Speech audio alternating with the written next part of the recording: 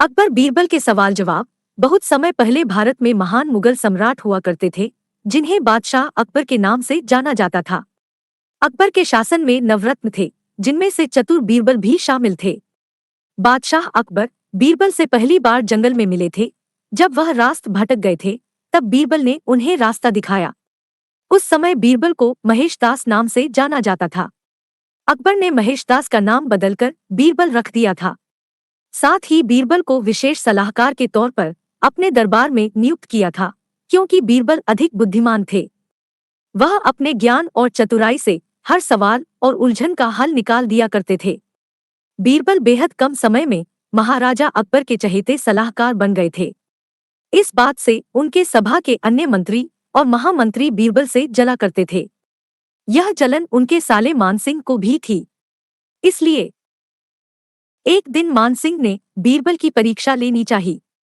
उन्होंने बीरबल से 3 सवाल पूछने चाहे। महाराज अकबर ने भी बीरबल की परीक्षा लेने की अनुमति दे दी। आसमान में कितने तारे हैं? मानसिंह का पहला सवाल था कि यह पहला सवाल था।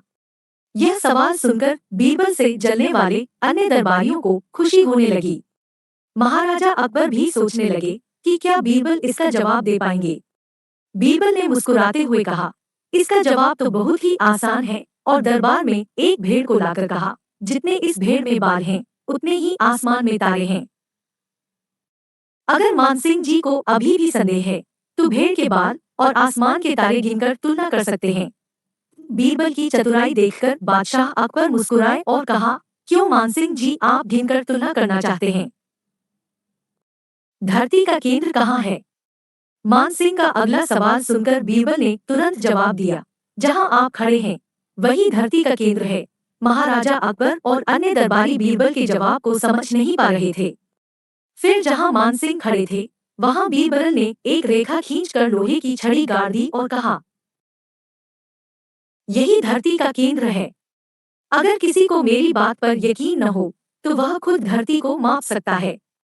बीरबल की चतुराई देखकर मानसिंह सोच में पड़ गए थे। फिर मानसिंह ने एक पहेली को सुलझाने के लिए कहा।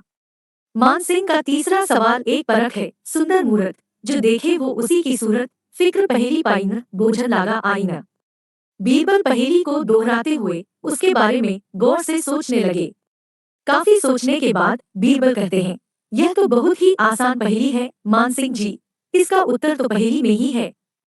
इसका उत्तर आईना है, जिसमें आईने के सामने खड़ा इंसान एक सुंदर मूरत है। आईने में उसे अपनी सूरत दिखाई देती है। बीरबल ने मानसिंह के सभी सवालों का जवाब बड़े चतुराई से दिया। यह देखकर बादशाह अकबर बहुत खुश हुए और मानसिंह से कहा, क्यों मानसिंह जी, आपको आपके सवालों का जवाब मिल गया? अकबर बीरबल की कहानी से सीख। इस कहानी से यह सीख मिलती है कि किसी भी सवाल का जवाब दिया जा सकता है।